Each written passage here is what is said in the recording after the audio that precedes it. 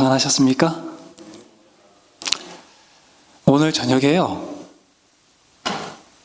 권희봉 장로님 댁에서 칼국수를 먹었어요. 근데 조광림 목사님께서 같이 식사를 하시게 되었는데요, 이 조광림 목사님께서 국수류를 좋아하신다 그래요.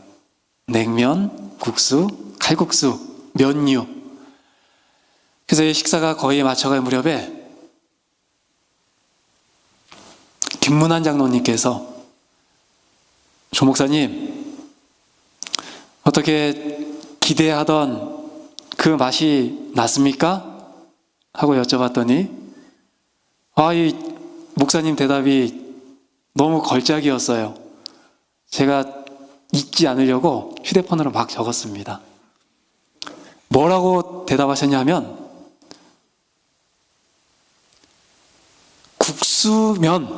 국수니까 맛있지 맛있는 국수란 없다. 냉면도 마찬가지다.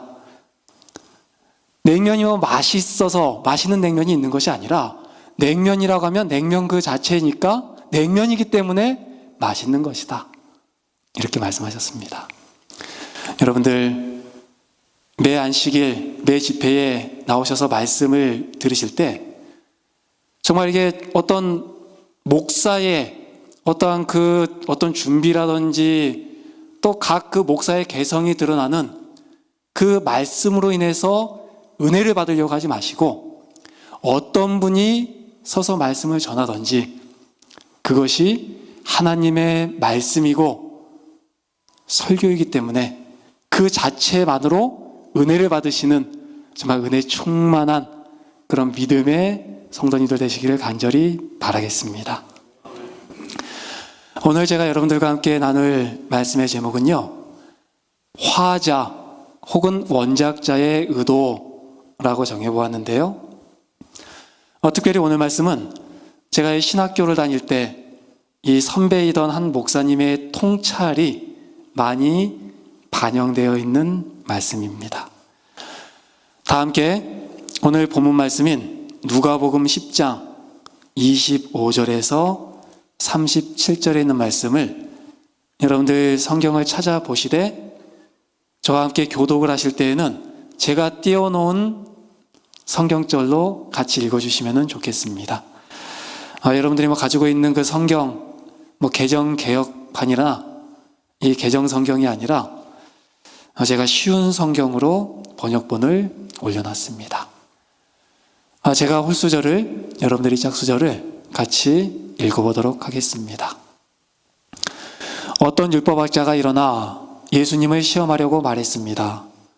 선생님, 제가 무엇을 하여야 영생을 얻을 수 있습니까?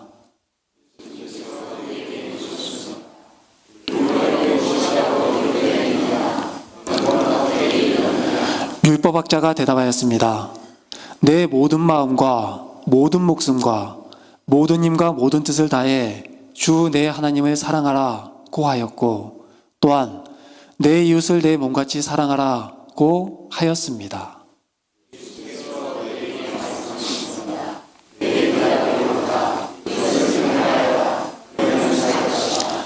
이 사람이 자기를 옳게 보이고 싶어서 예수님께 말했습니다. 그러면 누가 제 이웃입니까?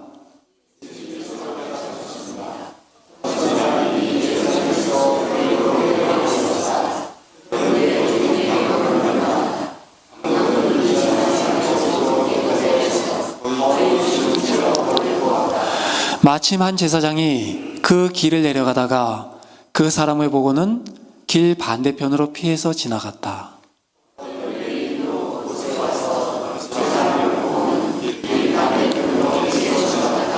이번에는 어떤 사마리아 사람이 그 길을 여행하다가 그가 있는 곳에 이르렀다. 사마리아 사람이 그를 보고 불쌍하게 여겼다.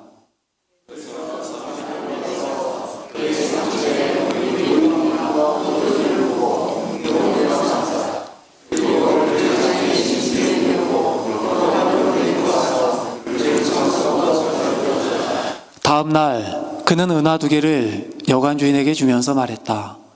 이 사람을 잘 보살펴 주세요. 만일 돈이 더 들면 내가 돌아올 때 갚겠습니다.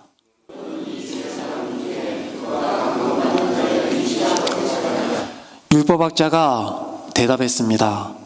그에게 자비를 베풀어 준 사람입니다. 그러자 예수님께서 그에게 말씀하셨습니다. 가서 똑같이 하여라.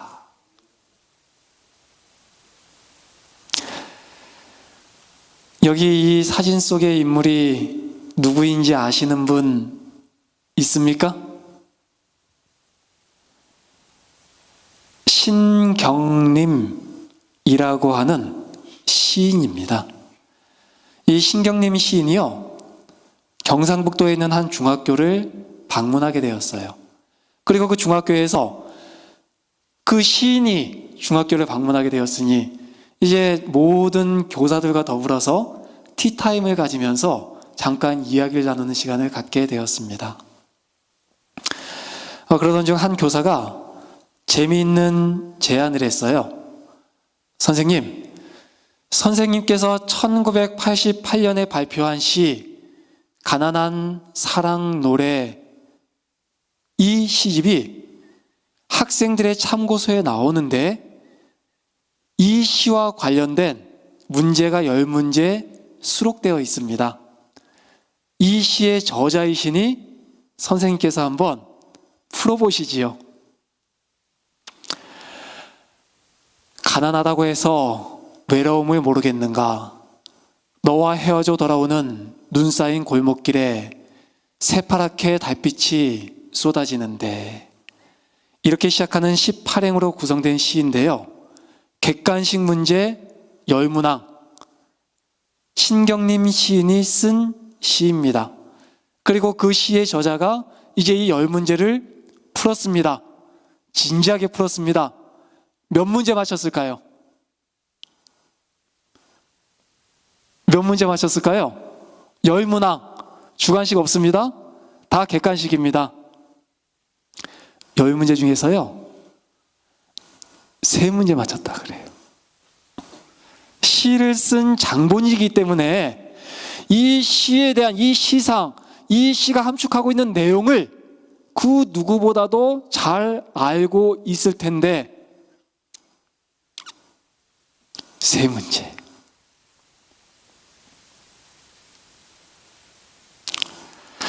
오늘 우리는 말씀을 시작하면서 본문으로요, 누가복음 10장 25절에서 37절을 먼저 읽어보았는데, 우리는 보통 이 말씀, 이 비유를 무엇이라고 이야기하고 있습니까? 좀 크게 대답해 보시겠습니까? 네, 맞습니다. 우리 모두는 이 비유를, 이 예수님의 말씀을 선한 사마리아인의 비유라고 이야기합니다. 성경 전체를 통틀어서요, 이 선한 사마리아인의 비유만큼 연극이나 영화, 그리고 문학작품 등 다양한 예술 매체를 통해서 세상에 널리 소개된 성경 이야기도 아마 없을 것입니다. 실제로 작품과 만나보지 못한 사람들조차도요, 이 이야기의 제목이 선한 사마리아인의 비유이기 때문에 이 선한이라고 하는 수식어를 통해서 이 작품의 구성과 상관없이 정말 이것이 선행을 강조하는, 이를테면 도덕적인 교훈을 우리에게 주는 이야기라고 섣불리 판단하게 되는 것입니다. 그러나 여러분, 성경을 자세히 살펴보면요, 성경 그 어디에도 선한 사마리아인이라는 등장인물은, 혹은 그 이름은 존재하지 않습니다. 그렇죠? 예수님은 단순히 사마리아인의 비유를 들었을 뿐 그 주인공을 선한 사마리아인이라고 지칭하지 않았어요. 성경에서 이 이야기를 접한 사람들이 선한 사마리아인이라고 자의적으로 명명했을 뿐입니다. 화자이신 예수님께서도 사용하지 않으시고 저자인 누가 역시 이 글을 기록하면서 선한 사마리아인이라고 이렇게 수식어를 붙이지 않았음에도 불구하고 이 선한, 이라는 수식어가 이 비유에 늘 따라다니는 이유는 무엇일까요?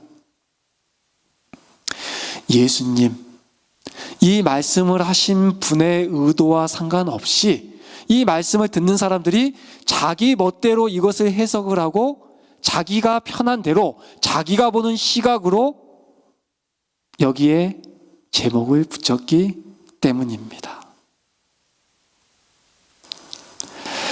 그런데 사실 이 이야기의 주제는요, 누가 선하냐 선하지 않느냐 혹은 도덕적인 선행이 키포인트가 아니에요. 예수님께서 이 사마리아인의 비유를 드신 이유가 무엇이었습니까? 무엇이었어요? 우리가 저자, 이 화자의 의도를 정확히 이해하려면요, 그 근본 배경을 잘 이해해야 되는데, 예수님께서 이 선한 사마리아인의 비유에 대해서, 이 사마리아인의 비유에 대해서 이야기하셨던 이유는 무엇을 하여야 영생을 얻을 수 있겠습니까? 라고 하는 이 율법사의 의도적인 질문, 이른바 시험에 대하여 대답을 하시기 위함이었습니다. 근데 여러분, 이 율법사가 정말 자기가 무엇을 해야지 구원을 얻을 수 있을지 몰랐기 때문에 정말 그것을 간절히 알고자 하는 마음으로 겸손하게 예수님에게 이 질문을 던졌던 것일까요? 성경은 그렇게 이야기하고 있지 않죠? 본문 25절은 율법사가 예수님을 시험하기 위하여. 당시 유대 사회에서요, 율법사라고 하는 직책을 가진 사람들은 율법을 연구하고 가르치는 학자이자 선생으로 율법에 있어서는 expert, 전문가들이었습니다.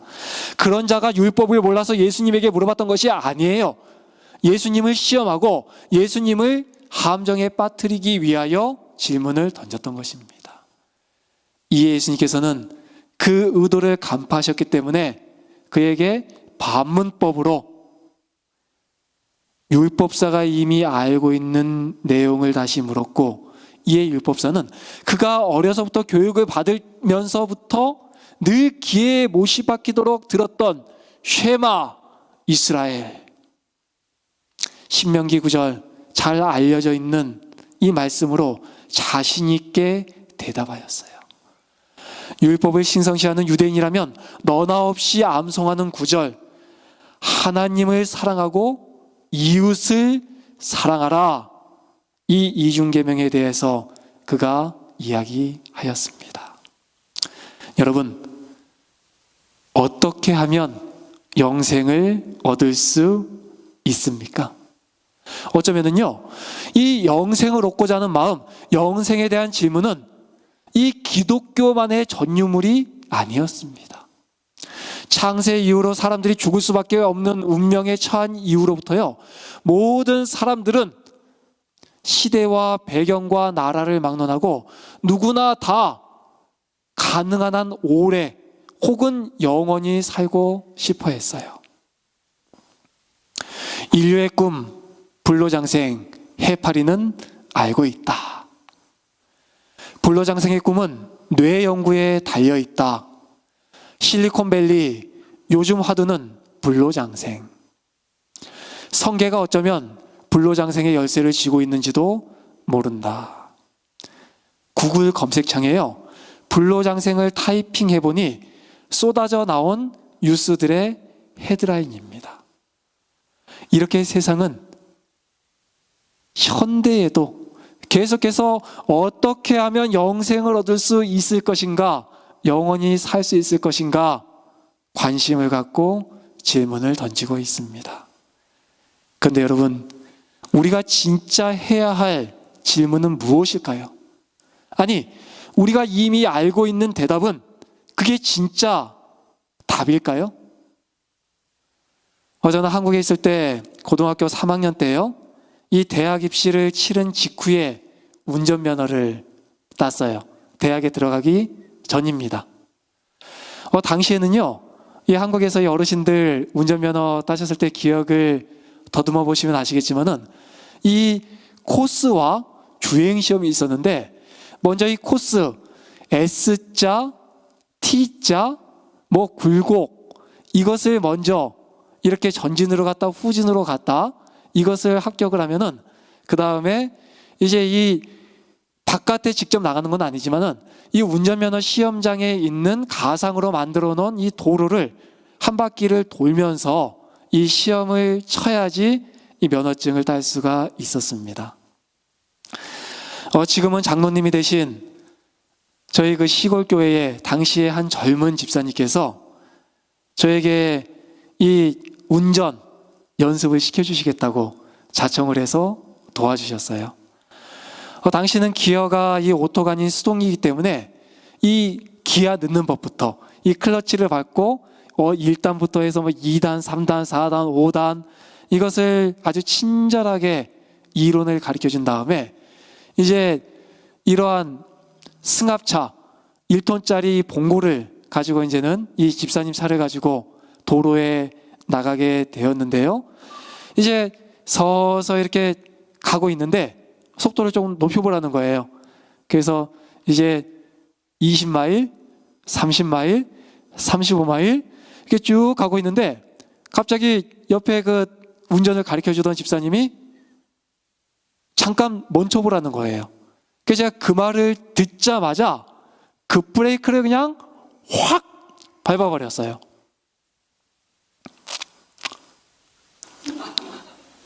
그리고 저는 운전대를 잡고 있었으니까 그때 이거 뭐 안전벨트 뭐 매고 이런 것들이 뭐 생활화도 되지 않은 시기였거든요. 멈춰보란 소리에 저는 브레이크를 밟고 급정거를 하고 옆에 있던 이 집사님은 이렇게 멈출 줄을 모르고 가만히 계시다가 머리로 이 그냥 앞유리를 세게 부딪히게 된 것입니다. 다행히 머리는 외관상으로 괜찮았지만 차 유리가 이렇게 박살이 나고 말았어요. 당황스러운 표정으로 집사님께서 저에게 말씀하셨어요. 야 영엽아, 오줌 마리 와서 오줌 좀 싸고 오려고 잠깐 멈춰보라고 한 건데 그렇게 급브레이크를 밟으면 어떡하냐? 이러셨고, 저는 왜 급브레이크를 밟았냐면은 이 주행시험을 볼 때요, 이게 돌발, 그 순간적으로 빨간불이 탁 들어왔을 때 얼마나 반응 속도가 있게 딱 멈추는지 그 운동신경을 채점을 하는 문항이 있었거든요. 그래서 저는 그걸로 생각을 한 거예요. 그래서 이 집사님이 저에게 이 훈련을 시키려고 브레이크를 밟아보라고 했구나 라고 생각을 했고, 이 집사님은 그저 그냥 아무 생각 없이 화장실에 가고 싶어서 소변을 보려고 잠깐 멈춰보라고 했던 것이었습니다. 이렇게 화자, 그러니까 말하는 사람의 의도를 잘못 이해한 저는 묻지 못할 사고를 치게 된 것이에요. 성경에는 하나님의 의도를 잘못 이해했던 사람들의 이야기가 등장합니다. 그 대표적인 인물이 요나였어요. 하나님께서는 요나에게 니느웨에 가서 하나님의 심판의 기별을 전하라고 말씀하셨습니다. 그런데 요나가 처음부터 그 말씀에 순종했습니까? 아니에요. 그는요, 다른 곳으로 갔어요. 왜입니까? 그 기별이 자기에게 해를 입힐 수 있을 것이라고, 자기가 이 기별을 전함으로써 죽을 수도 있을 것이라고 그가 판단했기 때문입니다. 나중에 우여곡절 끝에 니느웨로 가서 기별을 전하긴 하였는데, 이 기별을 전한 후 어떤 행동을 보이고 있습니까? 그가 이제 심판이 이르를 것이라고 전한 다음에 이제 이 심판이 이르르면은 그 니느웨 성이 어떻게 무너지는지를 보려고 산에 가서, 전망 좋은 곳에 가서 그 니느웨를 바라보고 있었던 거예요. 근데 자기의 기대처럼 그 니느웨가 무너졌습니까? 아니요. 아무 일이 없는 거예요. 니느웨의 심판의 기별을 전했는데 그곳에서 아무 일도 일어나지 않는 모습을 보자 그는 피가 거꾸로 치솟았습니다. 하나님께 항의했습니다. 아니, 항의 정도가 아니에요. 요나가 심히 싫어하고 노하여 원컨대 내가 내 생명을 취하소서, 사는 것보다 죽는 것이 내게 나음이니이다. 내가 성내어 죽기까지 할지라도 합당하니이다. 그가 정말 예수님에게 어디서 이런 배짱이 나왔는지 하나님에게 정말 있는 성 없는 성 다 내고 있는 것이에요. 여러분, 하나님의 의도는요, 처음부터 이 니느웨를 겁주고 벌주고 심판하고자 하는 것이 아니었어요. 그렇죠? 어떻게 해서든지 이 니느웨를 그 죄악으로부터 좀 돌이키게 하기 위해서 사랑의 마음으로 이 심판의 기별을 전하라고 했던 것이었는데, 요나는 이것이 인정사정 없는 심판의 기별이라고 생각했기 때문에 자기가 이 기별을 전함으로써 이 성 사람들로부터 비난을 받고 자기가 죽임을 당할 것이라고 생각을 해서 피하려고 했던 것입니다.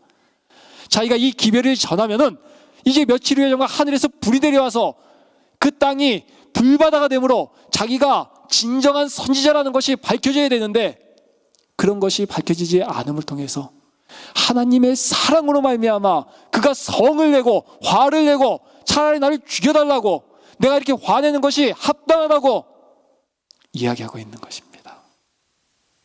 이 얼마나 기가 막힌 코미디 같은 상황입니까? 하나님의 의도, 말씀하신 분의 그 생각과 의도에서 완전히 벗어난 요나였습니다. 베드로는 또 어떻습니까? 자칭 예수님의 수제자라고 불렀던 베드로는 예수님께서 자신이 고난 중에 십자가에 달리실 것을 제자들에게 가르치자 단호하게 외쳤습니다. 주여, 그리하지 마옵소서. 이 일이 결코 주에게 미치지 아니하리다. 베드로는 예수님의 십자가 행을 막는 것이 수제자로서의 자기의 의무이자 권리라고 생각을 했습니다. 무려 창세전부터 계획된 구속의 경륜, 그 놀라운 하나님의 의도가 있었음에도 불구하고 그는 그것을 잘 이해를 하지 못했어요. 그저기야 눈앞에서 자기의 선생님이 십자가에 달린다고 하시니까 그것을 막는 것이, 그것이 옳은 일이라고 그가 생각을 하였던 것입니다. 여러분은 하나님의 의도를 아십니까? 혹시 여러분이 알고 이해하는 그리고 행하시는 성경의 여러 도리들이 도리어 하나님을 욕되게 하고 하나님의 의도를 왜곡시키고 있지는 않습니까? 나름 자신은 하나님께, 예수님께 충성을 다한다고 생각하고 말하고 행동했던 베드로, 그래서 심지어 예수님을 잡으러 온 무리들 가운데 한 사람의 귀를 그가 칼로 빼서 자르기까지 하면서 예수님을 지키려고 처음에 그랬어요. 그런 그에게 돌아온 것은 예수님의 칭찬이었습니까? 아니요. 예수님께서는 그에게 칼을 쓰는 자, 칼로 흥한 자는 칼로 망한다 이야기하였습니다. 아니, 심지어 그에게 말하기를, 사단아, 내 뒤로 물러가라. 너는 나를 넘어지게 하는 자로다. 자기의 제자에게 이런 심한 말씀까지도 하셨어요. 성경은 우리를 향해 탄식하고 있습니다. 누가 주의 마음을 알아서 주를 가르치겠느냐? 누가 주의 마음을 알아서 누가 하나님의 마음을 헤아리겠느냐? 출애굽기 32장을 보면은요, 아주 기가 막힌 사건이 하나 나옵니다. 이제 모세가 이제 하나님의 그 말씀인 십계명을 받기 위해서, 그 돌비를 받기 위해서 시내산으로 올라간 그 40일 동안 그새를 참지 못한 백성들은 그들의 손에 붙어 있는 금가락지며 목걸이며 팔찌며 이런 것들을 다 모아다가 금 송아지 신상을 하나 만들어 놓고, 이 송아지가 자기들을 애굽에서부터 출애굽시키고 여기까지 인도했다는 거예요. 그것이 하나님이라고 그 앞에서 춤을 추고 난리 부르스가 아닙니다. 보다 못한 하나님께서는 모세에게 말씀하셨습니다. 내가 이 백성을 보니 목이 곧은 백성이로다. 그런즉 나대로 하게 하라. 내가 그들에게 진노하여 그들을 진멸하고 너로 큰 나라가 되게 하리라.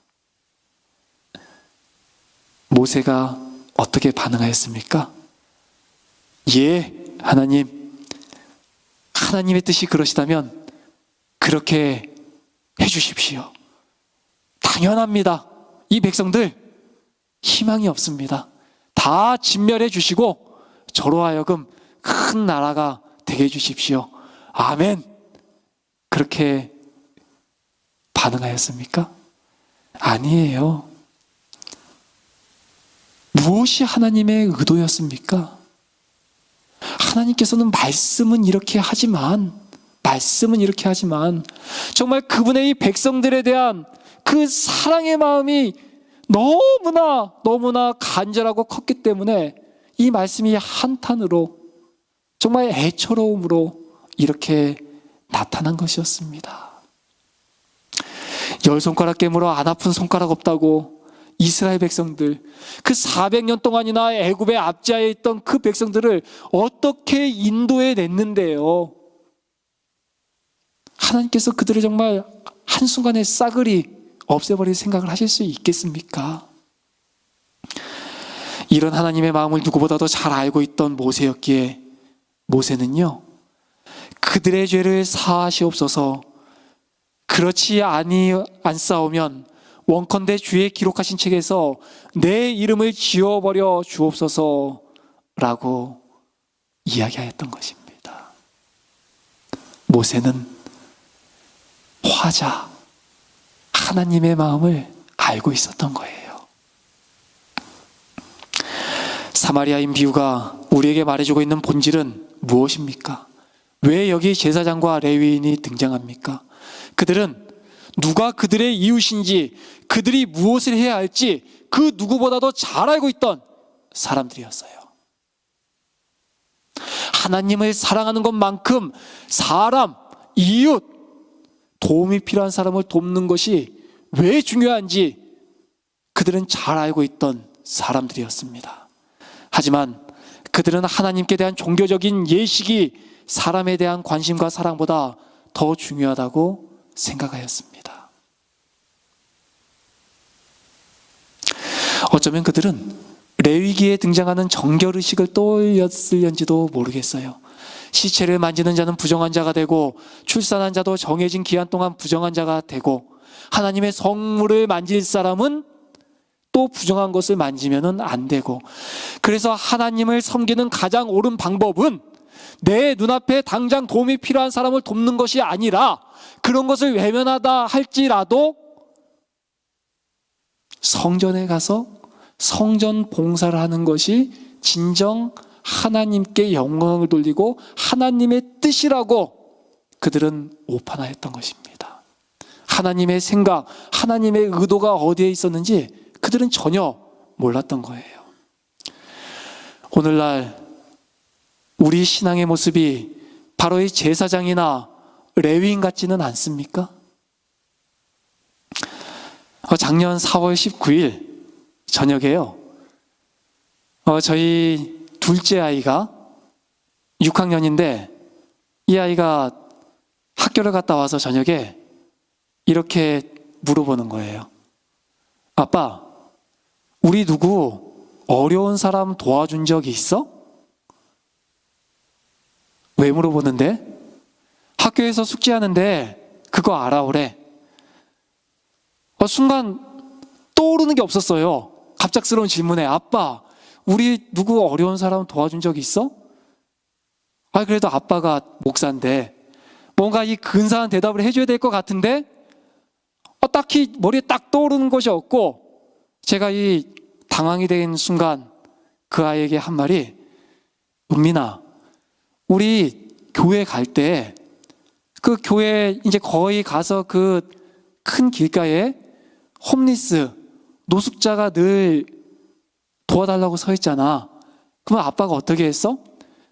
안 지나치고 꼭 아빠가 창문 열어서 그 사람들 도와줬잖아. 그러자 아이가 즉시 되물었습니다. 근데 아빠, 겨우 몇 달러 주는 게 그 사람에게 도움이 돼? 그게 도와준 거야? 그 1불, 2불, 5불 아빠 돈 더 많은데 그거 했다고 그게 도와준 거야? 아이가 저한테 묻더라고요. 애써 태어난 척은 했지만 정말 망치로 머리를 한 대 얻어맞은 기분이 들었습니다. 내가 목사인데, 아니 목사를 떠나서 내가 어렸을 때부터 신앙을 하던 신앙인인데 나는 어떤 식으로 기독교가 외치는 사랑을 실천하고 있었나?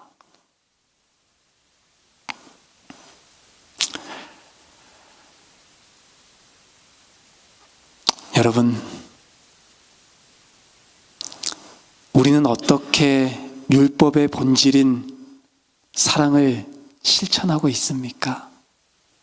사랑을 실천하기는커녕 심지어 본문에 등장하는 율법사처럼 우리가 나 자신이 실천하지 못하고 있는 것을 다른 사람이 실천하는 모습을 볼 때 그 사람들을 격려하고 잘한다고 해주지는 못할 망정, 이 율법사처럼 뻔히 이들 가운데 누가 이웃에게 사랑을 베풀었는지 물어보았을 때, 누가 선한 사람인지를 물어보았을 때 율법사가 뭐라고 대답했어요? 사마리아인입니다. 이렇게 딱 집어서 얘기하지 못하고 그에게 자비를 베풀어준 사람입니다. 이렇게 마지못해 대답했던 율법사처럼 우리가 그러지 않았습니까? 나도 그런 일을 하지 않고 내가 못하는 그러한 일들을 하는 사람조차도 인정하려 하지 않고. 사랑하는 성도 여러분, 누가 우리의 이웃입니까? 사마리아인과요? 레위인, 제사장, 이 두 부류의 사람들의 결정적인 차이는요, 이웃에 대한 정의를 볼 때 레위인과 제사장은 자기 입장에서 이웃을, 자기 입장에서 내가 도와줘야 될 사람을 판단하고 선택하고 구분을 지었다는 것이에요. 하지만 사마리아인은 철저하게 자기 입장에서 이것을 내가 도와줘야 될 사람인가 아닌가, 도움이 필요한 사람인가 아닌가를 본 것이 아니라 그 사람 입장에서, 상대방 입장에서 그것을 바라보았기 때문에 그가 그렇게 가는 길에, 그도 비즈니스로 인해서 바쁘고 그 길이 위험한 길임에도 알매도 불구하고 그 일을 할 수 있었던 것이에요. 시대소망은 이렇게 이야기합니다. 그리스도께서는 우리의 이웃이 단순히 우리가 소속되어 있는 교회나 같은 신앙을 가진 사람만을 의미하는 것이 아님을 보이셨다. 그것은 인종이나 피부색이나 계급의 구별과는 아무런 관계가 없다. 우리의 이웃은 우리의 도움을 필요로 하는 모든 사람이다.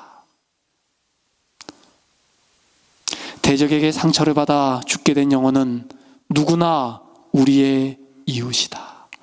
하나님의 소유인 모든 사람은 다 우리의 이웃이다. 성도 여러분, 우리의 이웃은 우리의 도움을 필요로 하는 모든 사람입니다. 우리의 대적인 사탄으로 말미암아 상처를 받아 죽게 된 영혼은 누구나 다 우리의 이웃입니다. 우리가 이 복음을 가지고 나아가려고 하는 이유도, 개인 전도를 이 교회의 올해의 첫 번째 사업 목표로 삼은 이유도 이것이라고 저는 생각을 합니다. 2009년 11월 29일 중앙일보에 흥미로운 기사가 하나 실렸습니다. 제가 읽어드리도록 하겠습니다. 토요 인터뷰. 최승호 시인, 내 시가 출제됐는데 나도 모두 틀렸다. 이것이 헤드라인이었어요. 최승호 55세 숭실대 문예창작과 교수. 최승호 시인은 내가 쓴 시가 나온 대입 문제를 풀어봤는데 작가인 내가 모두 틀렸다고 18일 말했다. 그가 풀어본 문제는 2004년 출제된 수능 모의고사 문제였다. 최 씨의 작품 북어, 아마존 수족관, 대서주의보 등은 수능 모의고사 등의 단골로 출제돼 왔다. 그는 작가의 의도를 묻는 문제를 진짜 작가가 모른다면 누가 아는 건지 참 미스테리하다라며 쓴소리를 하였다.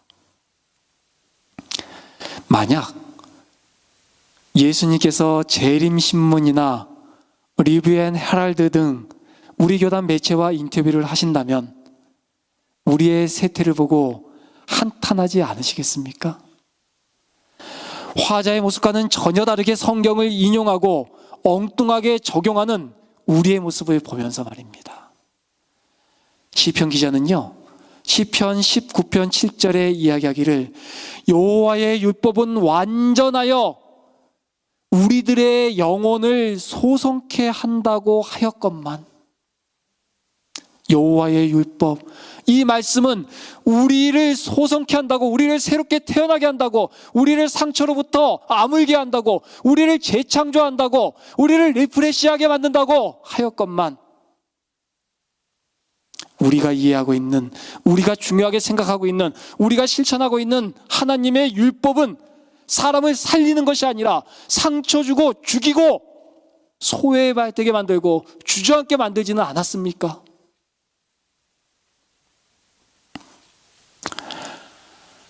사랑을 나타내지 못하는 자는 누구를 막론하고 자기가 존중히 한다고 공언하는 법을 범하는 것이다. 왜냐하면 우리가 형제들에게 나타내는 정신이 곧 하나님께 대한 우리의 정신이 어떠한지를 선언하고 있기 때문이다. 여러분이 출석하시는 이 교회의 올 한 해 교회의 주요 사업 목표가 개인 전도입니다. 저는 사경의 첫날 복음 확장의 첫 단계가 교회를 결코 떠나지 않고 서로 하나 되는 것이라고 말씀드렸습니다. 복음 확장의 두 번째 단계는 모든 선교 사업의 주체가 하나님이라는 것을 깨닫고 성령을 받기 위해 더욱 합심하고 기도해야 함을 어제 말씀드렸습니다. 오늘 그 세 번째 단계를 말씀드립니다. 우리는 이 복음 사업의 확장, 하나님 나라의 확장을 위하여 하나님의 뜻을 잘 이해해야 할 것입니다. 그리고 성경의 저자이신 성경이 우리들에게 전하고 하는 메시지는 처음부터 끝까지 사랑입니다. 마지막으로 요한일서 4장 20절의 말씀을 소개해드리며 오늘 준비한 말씀을 마치도록 하겠습니다. 누구든지 하나님을 사랑하노라 하고 그 형제를 미워하면 이는 거짓말하는 자니 보는 바 그 형제를 사랑치 아니하는 자가 보지 못하는 바 하나님을 사랑할 수가 없느니라. 내 곁에 있는 성도를, 내 곁에 있는 사람을 내 입장에서 내가 판단하여 이 사람이 내 도움이 필요한 사람인지 내 이웃인지를 판단하는 것이 아니라 철저하게 내 중심이 아니라 상대방 입장에서 생각하심으로 내 이웃을 사랑하라고 하신 우리 하나님의 말씀을 이루시는 저 여러분이 되기를 간절히 바라며 오늘 말씀을 줄이겠습니다. 잠시 기도하겠습니다. 사랑의 아버지 하나님, 주님께서는 당신의 하나밖에 없는 독생자 예수 그리스도까지 희생시키시면서까지 저희를 사랑하셨음에도 불구하고 저희들 그 받은 사랑을 왜곡하고 우리의 생각으로 판단하고 우리의 잣대로 재면서 정말 사람들에게 주님의 그 사랑을 잘못 전하지는, 잘못 보이게 하지는 않았습니까? 저희들의 무지함을, 저희들의 이기적인 마음을 불쌍히 여겨주시고 용서하여 주시옵소서. 누가 주의 마음을 알겠느냐? 주님께서는 오늘도 한탄하고 계십니다. 아버지 하나님, 저희들 주님의 사랑을 먼저 깊이 체험하고 우리가 맛보아 아는 은혜를 누리게 하여 주시옵소서. 그리고 이 거저받은 은혜, 우리가 거저받았으니 아낌없이 거저줄 수 있는 은혜의 통로, 사랑의 통로, 복의 근원이 되는 그러한 주님의 자녀들 되게 하여 주시옵소서. 이 교회가 올 한 해 정말 한 명의 영혼이라도 더 주님 앞에 인도하기를 간절히 원하고 기도하고 준비하고 있습니다. 선교의 주체이신 주님께서 우리 모든 성도들 위해 함께해 주심으로 우리가 정말 우리의 눈으로가 아니라 주님의 눈으로, 주님의 심정으로 사람들을 보는 가운데 정말 많은 죽어가는 영혼들을 이 구원의 길로 이끌 수 있는 그러한 영광을 누리게 하여 주시옵소서. 머리 숙인 우리 모두에게 성령 하나님 충만히 임하여 주시옵기를 예수 그리스도의 이름으로 기도하옵나이다. 아멘.